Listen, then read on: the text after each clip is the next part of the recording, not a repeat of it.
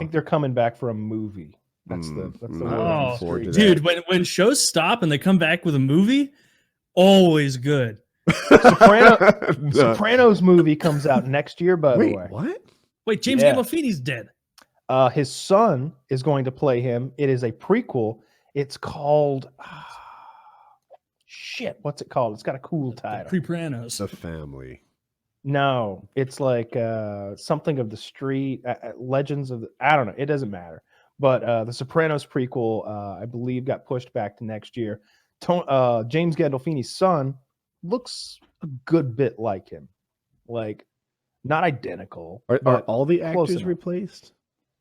I would imagine so, because it's been so long. And like, they can't pull off a prequel, right? You know, they have to look I don't think 25 years younger at this point. And it's supposed to be around the time where Christopher Moltisanti's father is around, Dickie Moltisanti. So he was dead when Sopranos began. He's they talk about, oh yeah, when Dickie was around, blah blah blah. He was like Tony's mentor. So I think it'll be Tony and Dickie, and I'm sure there'll be a Carmela, like maybe he's just now meeting her. But you know, all the guys that he goes way back with, somebody's gonna be Paulie. So yeah, I'm into that. I'll watch it. I think David Chase may be making it. Hell, even I'm curious enough to watch it. You know, I want to know. That's a thing shows get me with. Like Walking Dead. I've invested, 8 years of Walking Dead watching at this point. It's 16 episodes a year. That show's kind of lost me in a lot of ways. But a part of me is like, I guess I want to know what the boys are up to now. How's Maggie? Yeah. It's called The Many Saints of Newark. That's going to be the name of the movie. The Many? M-A-N-Y? The Many Saints M-I-N-I. of Newark. M-A-N-Y, yeah. Oh, okay. Not the miniature saints. Oh, they're all cast as like little people. Hey! I'm James Gandolfini. Yeah. I like that idea better. I want to see the mini saints. I don't think you know what kind of family you're messing with here. You mess with the Lollipop Guild, you're going to get it. Yeah, I'm down to see that. I'm actually just right now. I'm on season 7 of The Sopranos. I started rewatching it maybe a week or two ago, and I'm just blazed through the whole fucking thing. I'm getting toward the part where it's starting to get sad, you know. But that 7, not that the show is in decline, because I think 7 seasons is quite strong. It's just that like, things are falling apart here. This is about to get rough. What's happening? Right now, Tony has sort of sided with his brother-in-law, Bobby Bacalari, and he's sort of made him his second in command, the guy he wants to filter everything through, and taking Christopher out of that position. And Christopher's getting shit on a lot because, you know, he's finally got his sobriety under control. But the way he's accomplished that is really removing himself from the group dynamic. So he's not hanging out at the Bada Bing strip club. He's not hanging out at the Satrielli's pork store with that big case of beer in there. And it's really like rubbing everybody against him in a way, because he's kind of not part of the crew anymore, not part of the social dynamic anymore. And meanwhile, in New York, Phil Leotardo it was just the anniversary of his brother who was killed by Tony's cousin, Tony, Uncle Al.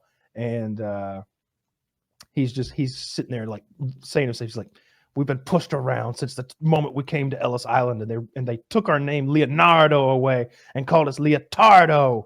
As soon as we got here, they took our name. No more will we be pushed around. He's just like plotting to like be shitty to Tony and eventually kill Tony if he can. I don't know. It's getting to the part where it's like, Tony's peaked. We're kind of heading down. He's got like maybe 1 or 2 more fun episodes in him, and then it's kind of Danger Close mode. Yeah, but Danger Close mode's the intensity's high, and I like it. It is. It's good. And characters start just getting fucking murdered left and right. Episode where he runs from the FBI, maybe through the snow for a long. Yeah, I like that one. Yeah, season 5, probably the finale of season 5. I think it's weird to me though. It's like if he can just get back home, he's safe now. They didn't know he was there. They didn't see him, and he wasn't doing anything. He hadn't committed a crime. And he wasn't part of the warrant. He was just at Johnny Sack's house. So, but I love that when he's just like trudging through the wilderness, like his fancy suit's getting more and more like torn apart. He has slippery dress shoes on in the snow. Yeah, he's got those shoes Chiz had on in our survival trip. He's slipping on the rocks. They're all soaked in water. He literally walks all the way home through the wilderness. Yeah, that's a good episode, and that's a good scene. My favorite episode is called the Pine Barrens, and it's where Christopher and Paulie end up like antagonizing this Russian who was in the special forces, beating him half to death, throwing him in the trunk of the car, and then driving him off to the Pine Barrens, which is like South New Jersey, where it's all wooded areas. I used to camp there. They're gonna bury him out in those woods. Well, they open the trunk and he's still fucking alive. So Paulie's like, no big deal. We'll just march him at gunpoint out here, and make him dig his own grave. Well, again, he was in the special forces, so he dings Christopher in the head with a shovel and makes a run for it. And Paulie shoots him in the head. Well, he just takes a headshot and then vanishes. I can do that in Tarkov sometimes. That's my favorite episode because Christopher and Paulie end up these city mobster types lost in the woods in a snowy winter New Jersey night, shivering and crying. And Paulie's got like Tic Tacs that he's eating and like not sharing, and Christopher finds some like ketchup packets, and he's like, "What you got? Ketchup packets? Are they clean?" Because Paulie's a germ freak. It's car hilarious. Not start for some reason. I don't recall. They find a van to like hide out in the woods, and they sort of like rip the carpets up and huddle in there. When they get back to their car, it's been stolen. So like, and that never comes back around. That's one of the real fucking threads that's left dangling, and you never get to like, I wish at the end that had been part of the story. I've talked about it before how I would have preferred Sopranos to end, because all of Tony's money that he's hidden is through a Russian guy, and it's hidden overseas. Like, I'd have liked that to be part of the show, because he's got millions of dollars stashed overseas in the islands or something that he filtered through a Russian bank through the guy that these guys murdered's best friend. And they never found a body, and the car was missing. So it's sort of suggested that maybe this guy looped around, got in the car, and disappeared. You don't know what happened. Yeah. I do wish, I hate it when shows have unaccounted for threads like that, but in this one, maybe it's kind of interesting. Yeah, it is interesting. And that is my favorite episode, despite the loose thread. There's so one scene in there where Chris shoots the gun so poorly that it ruined the whole 8 years for me, or what I think it's 8 years. Their gunsmanship, gung fu, I don't know what to call it, but he shoots the gun and he kind of pushes it forward with every shot, like pa-pow, pa-pow, pa-pow.